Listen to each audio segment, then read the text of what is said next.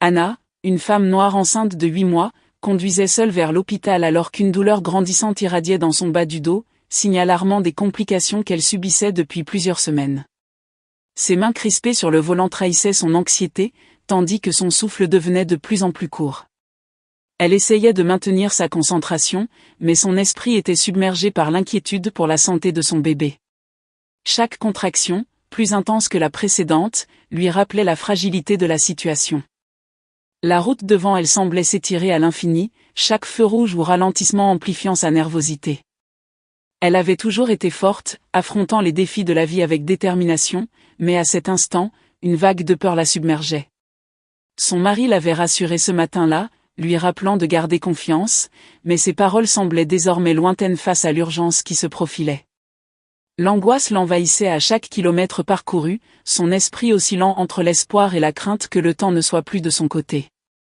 Elle imaginait son bébé, se demandant si tout irait bien, priant pour arriver à temps. La musique douce qui passait à la radio semblait incongrue face à l'intensité de ses pensées. La route était familière, mais en cet instant, elle paraissait étrangère, presque hostile. Elle sentait le regard des autres conducteurs, indifférents à sa situation, tandis que son monde, à elle, basculait dans l'incertitude. Tout à coup, les sirènes stridentes d'une voiture de police brisèrent le silence qui régnait dans l'habitacle d'Anna, remplissant l'air d'une tension soudaine et inattendue. Son cœur se serra tandis qu'elle jetait un coup d'œil dans son rétroviseur. Derrière elle, une voiture de patrouille au gyrophare clignotant la suivait de très près. Anna sentit son souffle se bloquer dans sa poitrine. Pourquoi la poursuivait-il ? Elle ne roulait pas vite, respectait les limites de vitesse et n'avait enfreint aucune règle de la route. Rien dans sa conduite n'aurait dû attirer l'attention des policiers. Pourtant, ils étaient là, et cela ne pouvait signifier qu'une seule chose, elle devait s'arrêter. Sa première réaction fut la confusion. Pourquoi maintenant, alors qu'elle se battait déjà contre la douleur croissante dans son dos, que l'angoisse pour la santé de son bébé la submergeait ? L'idée de devoir interagir avec la police à cet instant précis lui parut insupportable. Mais très vite, la confusion fit place à une montée d'anxiété intense. En tant que femme noire, elle savait trop bien que chaque interaction avec les forces de l'ordre pouvait prendre un tournant imprévisible, voire dangereux, même si elle n'avait rien à se reprocher. Elle avait entendu des histoires, des récits glaçants de contrôle routier qui se transformaient en tragédie, simplement à cause d'un regard, d'un malentendu, ou pire, d'une simple question de préjugés. Elle jeta un rapide coup d'œil sur son ventre rond, où son bébé continuait de bouger doucement. Elle n'était pas seule. Elle n'avait pas seulement à se protéger elle-même, mais aussi la vie qu'elle portait en elle. La tension dans ses épaules s'accrut alors qu'elle cherchait où se garer sur le bas-côté, luttant pour garder son calme. Ses mains, qui quelques instants plus tôt étaient crispées sur le volant à cause de la douleur, tremblaient désormais légèrement sous l'effet de la peur. Les sirènes ne cessaient de hurler derrière elle, l'étouffant presque. Tout son corps était en alerte, chaque fibre de son être lui hurlant de rester prudente. Elle savait qu'une erreur, un simple mouvement mal interprété, pouvait changer le cours de la situation. Respirant profondément, elle se répéta intérieurement, « Reste calme, fais exactement ce qu'ils te disent. Ne fais rien de brusque. » Mais une autre pensée, encore plus oppressante, lui vint à l'esprit, et si quelque chose tournait mal ? Et si ce contrôle devenait une de ces histoires terrifiantes qu'elle avait vues aux infos ? Prenant une profonde inspiration, Anna se força à obéir malgré la peur qui la paralysait. Elle manœuvra lentement sa voiture sur le bas-côté, ses mains toujours tremblantes sur le volant. Les sirènes se turent enfin, mais leur écho résonnait encore dans sa tête, amplifiant son malaise. Elle attendit, le cœur battant à tout rompre, tandis qu'un officier en uniforme impeccable s'approchait de sa fenêtre. Son visage était dur, fermé, dénué de toute émotion. Sur sa poitrine, brodé en lettres capitales, figurait son nom, Smith. Anna chercha désespérément un signe d'humanité dans son regard, mais n'y trouva rien. D'une voix sèche, sans le moindre effort pour dissimuler son ton autoritaire, l'officier Smith lui demanda ses papiers. Anna, les mains tremblantes, fouilla dans son sac. Le stress, combiné à la douleur dans son dos, rendait chaque geste pénible. Elle tendit finalement ses papiers, sa voix cassée par l'angoisse alors qu'elle tentait d'expliquer la situation. « Je suis enceinte de 8 mois. Je dois me rendre d'urgence à l'hôpital. J'ai des complications, balbutia-t-elle, espérant qu'il comprendrait l'urgence et la laisserait partir rapidement. Mais il n'y eut aucune lueur de compréhension dans le regard de Smith. Il resta impassible, comme s'il n'avait pas entendu un mot de ce qu'elle venait de dire. Sans un mot d'empathie, il lui ordonna de sortir de la voiture. Anna sentit un frisson glacé descendre le long de sa colonne vertébrale. Son esprit se mit à tourner, incapable de comprendre pourquoi il agissait de manière aussi insensible. Pourquoi ne voyait-il pas qu'elle était en détresse ? Que chaque seconde passée ici était une seconde de trop pour son bébé ? Elle tenta de rester calme, de ne pas laisser la panique l'envahir. Mais l'angoisse montait, implacable, tandis qu'elle s'efforçait de déverrouiller sa ceinture de sécurité. Sortir de la voiture lui semblait un supplice, chaque mouvement aggravant la douleur lancinante dans son dos. Elle s'extirpa avec difficulté, une main posée instinctivement sur son ventre arrondi. Ils ne peuvent pas être aussi insensibles, pensa-t-elle en silence, tandis que l'angoisse lui tordait l'estomac. Je dois aller à l'hôpital, s'il vous plaît. Murmura-t-elle d'une voix suppliée, luttant contre les larmes qui menaçaient de couler. Mais Smith restait imperturbable. Son visage demeurait aussi froid que la nuit qui tombait autour d'eux. Pour lui, Anna n'était qu'une autre automobiliste à contrôler, un obstacle sur son chemin. Les secondes s'étiraient, chaque instant d'indifférence de l'officier creusant un fossé d'incompréhension entre eux. Anna se redressa tant bien que mal, le poids de son ventre rendant chacun de ses gestes plus douloureux. La pression physique se mêlait à la peur qui l'étreignait. La détresse de ne pas être crue, de ne pas être vue pour ce qu'elle était, une femme en détresse, une future mère en danger, se transformait en désespoir. À cet instant précis, tout ce qu'elle voulait, c'était qu'on la laisse continuer sa route, qu'on lui accorde cette chance de protéger la vie qu'elle portait. Mais tout dans le regard de l'officier Smith lui disait que la compassion n'était pas au programme de cette soirée. Smith ignora complètement ses supplications, son visage demeurant fermé et indifférent. Ses gestes brusques, sans aucune considération pour son état, la forcèrent à se déplacer malgré la douleur visible sur son visage. Anna, déconcertée, sentait la panique se mêler à l'incompréhension. Pourquoi agissait-il de manière aussi cruelle ? Pourquoi refusait-il de comprendre que chaque minute comptait pour elle et son bébé ? Elle tenta une nouvelle fois de lui parler, mais ses paroles semblaient se heurter à un mur d'indifférence. Puis, sans crier gare, l'officier Smith la saisit par le bras et la poussa violemment contre sa voiture. Le choc fut brutal, inhumain. Anna, surprise par la force du geste, perdit l'équilibre et s'effondra au sol avec un cri déchirant. Le monde autour d'elle sembla soudain s'arrêter. L'impact de la chute, amplifié par la dureté du bitume, lui coupa le souffle, mais ce n'était rien comparé à la douleur fulgurante qui traversa son ventre. Elle posa instinctivement ses mains sur son abdomen arrondi, la terreur prenant le pas sur la douleur. Quelque chose n'allait pas. Elle savait que cette douleur n'était pas normale.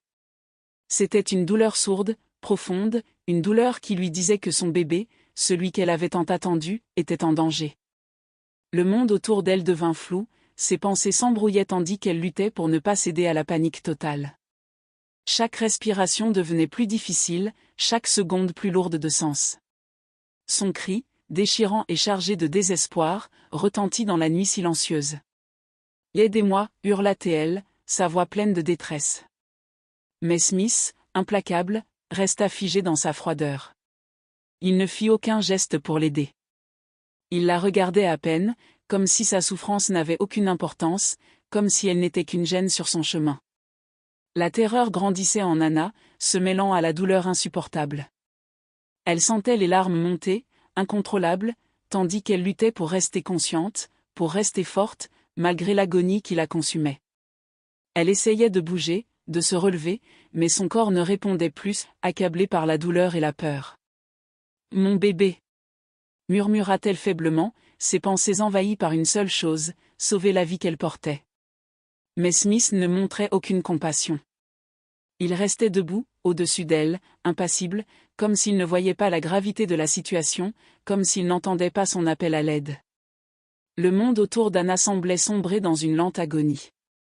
Les voitures passaient au loin, indifférentes à sa détresse, tandis que le temps se dilatait autour d'elle. Chaque seconde sans assistance la rapprochait d'une peur inimaginable, celle de perdre son bébé, là, sur le bord de la route, abandonné à son sort par l'indifférence cruelle d'un homme qui refusait de voir son humanité. Quelques minutes plus tard, une ambulance fut finalement appelée, mais ce n'était pas l'officier Smith qui avait pris cette initiative. Non, lui restait là, stoïque, presque détaché de la réalité de la scène tragique qui se déroulait devant lui. C'était un passant, un homme qui avait été témoin de l'horreur depuis l'autre côté de la rue, qui, incapable de supporter davantage cette vision d'injustice, avait pris son téléphone avec des mains tremblantes et composé le numéro des secours. Il regardait, le cœur battant à tout rompre, une femme enceinte gisant au sol, incapable de se relever, tandis que le policier restait immobile, comme si tout cela n'avait aucune importance. Lorsque l'ambulance arriva enfin, les sirènes résonnèrent dans la nuit, coupant l'air d'un bruit strident, mais cette fois-ci porteur d'espoir.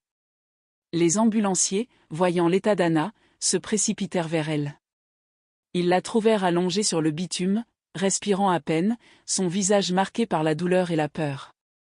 Son ventre, tendu sous l'effet des contractions précoces, montrait clairement que la situation était critique.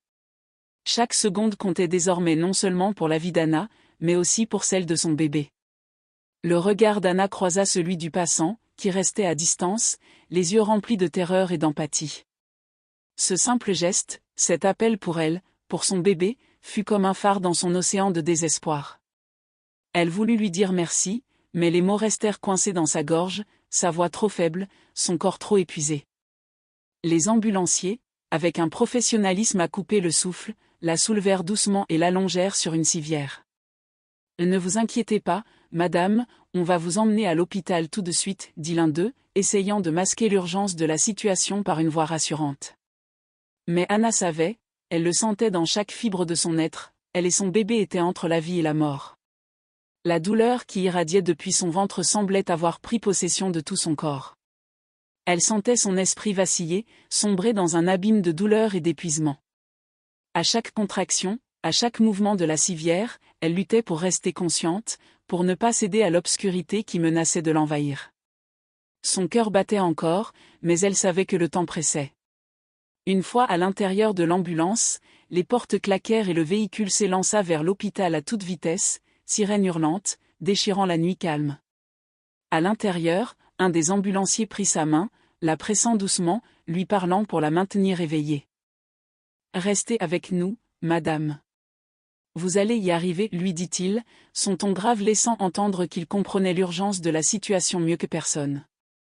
Mais les mots, même prononcés avec douceur, ne pouvaient pas effacer la peur qui se lisait sur le visage d'Anna. Le visage de son mari lui revenait en tête.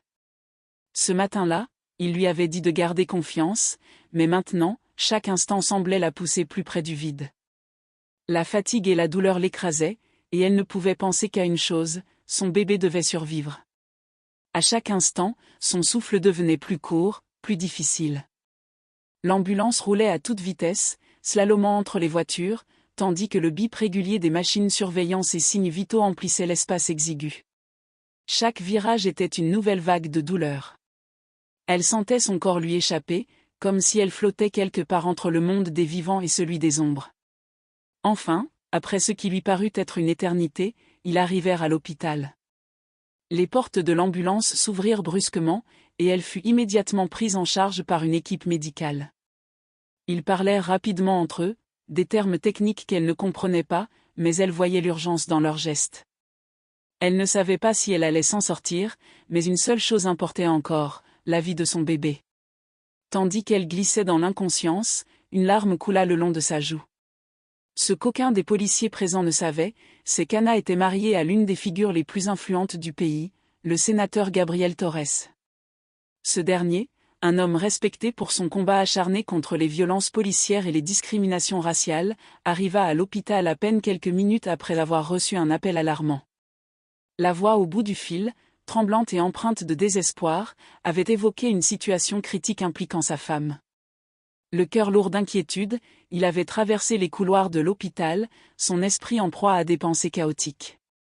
Gabriel était un homme de principe, connu pour son engagement à dénoncer les abus de pouvoir. Sa carrière politique était bâtie sur la promesse de défendre les opprimés, d'amplifier les voix des sans-voix. Mais cette fois, c'était personnel.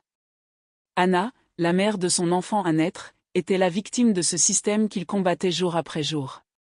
Son esprit était envahi par des scénarios horrifiants. Que s'était-il passé? Pourquoi n'avait-il pas été là pour la protéger?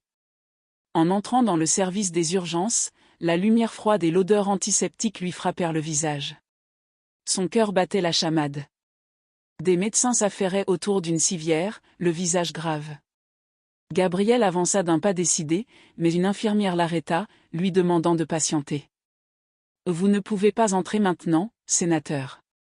Votre femme est en train d'être stabilisée. Nous avons besoin de quelques minutes, dit-elle, le regard empreint de sérieux. Il hocha la tête, mais son esprit était déjà en ébullition. Il savait que chaque seconde comptait. Anna, vulnérable et blessée, avait besoin de lui, mais il ne pouvait rien faire. À ce moment-là, il se souvint de leurs derniers moments ensemble, de leur bonheur partagé, et de sa promesse de toujours la protéger. Une colère sourde commença à grandir en lui, une colère dirigée non seulement contre l'officier qui avait été si brutal, mais aussi contre un système qui permettait que de telles injustices se produisent. Au fur et à mesure que les minutes s'étiraient, il s'impatienta. Les souvenirs des luttes de sa carrière, de ses discours passionnés sur la justice et l'égalité, ressurgirent dans son esprit. Il se rappelait des milliers de personnes à qui il avait promis de faire entendre leur voix. Maintenant, la voix d'Anna résonnait en lui, lui murmurant qu'il ne pouvait pas abandonner. Enfin, un médecin sortit de la salle d'urgence, le visage marqué par l'inquiétude. Gabriel s'approcha, son cœur battant la chamade. « Comment va-t-elle ? Est-ce que le bébé va bien ?» Le médecin, d'une voix calme mais ferme, répondit, « Nous faisons tout ce qui est en notre pouvoir. Elle a subi des blessures graves, et son état est critique. Nous avons besoin de votre soutien moral pour elle et pour le bébé. » À ces mots, Gabriel sentit son estomac se nouer. Le médecin poursuivit, expliquant la nécessité d'une intervention chirurgicale imminente. « Nous devons agir vite. Votre soutien sera essentiel pour elle quand elle se réveillera. Elle aura besoin de vous. » Gabriel acquiesça, déterminé. Il savait qu'il devait être fort, non seulement pour lui-même mais surtout pour Anna et leur enfant. Il s'assit dans la salle d'attente, son esprit tourbillonnant. Il se mit à réfléchir à tout ce qu'il devait faire pour que justice soit rendue, pour que cet acte d'injustice ne soit pas seulement oublié, mais qu'il serve de catalyseur pour un changement durable. Alors qu'il attendait, il prit son téléphone et commença à rédiger un message à ses conseillers. Il voulait mobiliser ses alliés, alerter les médias, et faire en sorte que l'histoire d'Anna ne soit pas étouffée. Chaque minute comptait, et il savait qu'il devait agir rapidement pour protéger sa famille et mettre fin à cette spirale de violence systémique. La douleur qu'il ressentait pour sa femme était immense, mais il ressentait également une détermination croissante. Il se promit que cet événement tragique serait le déclencheur d'une lutte plus vaste contre les violences policières, que le cri de sa femme résonnerait au-delà des murs de l'hôpital et résonnerait dans le cœur de millions de personnes. Lorsque Smith apprit qui était Anna, son visage pâlit instantanément. Les mots résonnèrent dans son esprit comme une cloche de détresse. Sénateur Gabriel Torres, le champion des droits civiques, un homme dont la voix était puissante et respectée. Il comprit alors trop tard la gravité de son erreur. La femme qu'il avait brutalement blessée n'était pas simplement une citoyenne ordinaire, elle était la femme de l'homme qui pouvait non seulement détruire sa carrière, mais aussi exposer au grand jour le racisme systémique dont il faisait partie. Le poids de cette réalisation l'accabla. Smith se remémora chaque geste qu'il avait fait, chaque ordre qu'il avait donné, se rendant compte qu'il avait sous-estimé non seulement Anna, mais également la portée des conséquences de ses actes. La peur d'une réaction violente de la part de Gabriel le saisit, mais ce n'était pas seulement la crainte de perdre son emploi qui le terrifiait. C'était la peur de voir son nom associé à un scandale retentissant, d'être identifié comme l'agent dont la brutalité avait provoqué l'indignation d'un pays entier. Alors que l'angoisse montait en lui, il se mit à imaginer les répercussions possibles. Gabriel ne resterait pas silencieux. Il était un homme d'action, un défenseur de ceux qui étaient victimes d'injustice. Smith savait qu'il risquait de devenir le symbole d'une police qui se croyait au-dessus des lois, un exemple flagrant des abus systémiques qu'il avait toujours niés. Les médias s'emparaient de l'histoire, la transformant en une tempête d'indignation, et la pression montrait pour que des mesures soient prises contre lui et son service. À cet instant, il ressentit une vague de regret s'emparer de lui, mais il savait que le mal était fait. L'image d'Anna, étendue au sol, sa douleur palpable et son appel à l'aide, hantaient ses pensées. Pour la première fois, il commença à comprendre la profondeur des souffrances qu'il avait contribué à perpétuer. Le racisme systémique n'était pas un concept abstrait, c'était une réalité dévastatrice qui détruisait des vies, y compris celle de cette femme innocente. Alors qu'il restait là, paralysé par la peur et la honte, il remarqua des collègues policiers s'approcher, leurs visages marqués par l'inquiétude. Ils avaient entendu des rumeurs, des murmures sur ce qui s'était passé. Ils étaient déjà en train d'évaluer la situation, cherchant à comprendre comment les choses avaient pu dégénérer de la sorte. Smith savait qu'il devait agir rapidement. Il ne pouvait pas se permettre que les autres découvrent la vérité sur ce qu'il avait fait. La culpabilité commença à le ronger, mais en même temps, il sentit une impulsion sourde se lever en lui, un instinct de survie. Il devait trouver un moyen de détourner la situation à son avantage, de minimiser les dégâts. Peut-être pouvait-il faire passer cela pour un simple incident, une regrettable méprise. Il se mit à réfléchir à des excuses, à des justifications, essayant de trouver une échappatoire à ses actes. Mais alors que cette pensée traversait son esprit, il ne pouvait pas ignorer la voix de la conscience qui lui criait de faire face à ses actes. Soudain, il comprit que, quel que soit l'angle qu'il tentait d'adopter, la vérité finirait toujours par éclater. Anna ne serait pas réduite au silence. Gabriel Torres ne laisserait pas cette affaire tomber dans l'oubli. En attendant, il devait garder son calme. Les autres policiers étaient déjà en train de discuter des prochaines étapes. Smith se mêla à eux, feignant l'innocence tout en essayant de comprendre comment cette situation allait évoluer. Mais au fond de lui, une tempête se préparait, et il savait que les conséquences de son arrogance ne feraient que commencer à se dessiner. Gabriel, avec une colère froide, jura de ne pas laisser cet acte impuni. Les événements de la veille tourbillonnaient dans son esprit, alimentant une rage contrôlée qui se transformait peu à peu en une détermination inébranlable. Il était le sénateur Gabriel Torres, un homme de principe et d'engagement, et il ne pouvait permettre que l'agression de sa femme, Anna, soit étouffée sous le poids du silence. Chaque détail de cette nuit tragique lui revenait en mémoire, alimentant sa colère et son indignation. Il se mit à réfléchir à tout ce que cela impliquait, non seulement il devait se battre pour Anna, mais aussi pour toutes les femmes qui, comme elle, avaient été victimes d'abus de pouvoir. Ce n'était pas seulement une question de justice personnelle, c'était une question de justice sociale. Anna représentait des milliers de voix étouffées, et il avait la plateforme et les moyens de leur donner une chance d'être entendus. Gabriel savait qu'il devait agir rapidement. Dès qu'il rentrerait chez lui, il commencerait à rédiger une déclaration publique. Ce serait le premier pas d'une campagne plus vaste pour dénoncer les violences policières et appeler à des réformes nécessaires. Il voulait s'assurer que le nom d'Anna ne serait pas oublié, qu'elle ne serait pas juste une victime parmi tant d'autres. Il allait faire de son histoire un symbole, un cri de ralliement pour le changement. Il voulait que Smith soit puni sévèrement. L'injustice commise envers Anna ne pouvait rester sans réponse. Gabriel se mit à rédiger une plainte contre Smith, agissant non seulement en tant que mari désespéré, mais aussi en tant que sénateur de la République. Sa position lui conférait une influence considérable, et il était déterminé à l'utiliser pour garantir que l'agression de sa femme ne soit pas balayée sous le tapis. L'arrestation de Smith était immédiate. Gabriel savait que ce serait un combat difficile, mais il n'avait aucune intention de reculer. Chaque jour, Gabriel se rendait à l'hôpital pour être aux côtés d'Anna, soutenant son rétablissement tout en poursuivant sa lutte. Les heures passées avec elle, à lui tenir la main, à discuter de ses souvenirs et à envisager un avenir, lui donnaient une force incommensurable. Il voyait dans ses yeux la volonté de se battre, et cela l'encourageait à continuer, à ne pas laisser tomber. Il savait que l'issue de cette affaire ne dépendait pas seulement d'Anna, mais de l'avenir de tous ceux qui avaient souffert en silence. Chaque rencontre avec les médecins, chaque progrès d'Anna était une source d'espoir pour lui rappelant pourquoi il luttait. Gabriel s'immergeait dans le dossier, examinant chaque aspect de l'agression et cherchant des témoignages d'autres victimes d'abus policiers. Il voulait prouver que ce n'était pas un incident isolé, mais plutôt le reflet d'un système profondément enraciné dans le racisme et l'impunité. À l'hôpital, alors qu'il parlait à Anna, il lui expliquait les mesures qu'il prenait, la plainte qu'il avait déposée, et la manière dont il comptait mobiliser l'opinion publique. « Nous allons changer les choses, Anna. Je te le promets, disait-il, déterminé à se battre pour elle et pour toutes celles qui avaient été victimes de violences. Il savait qu'il ne pouvait pas le faire seul, il avait besoin de soutien, de la communauté, et surtout d'Anna à ses côtés.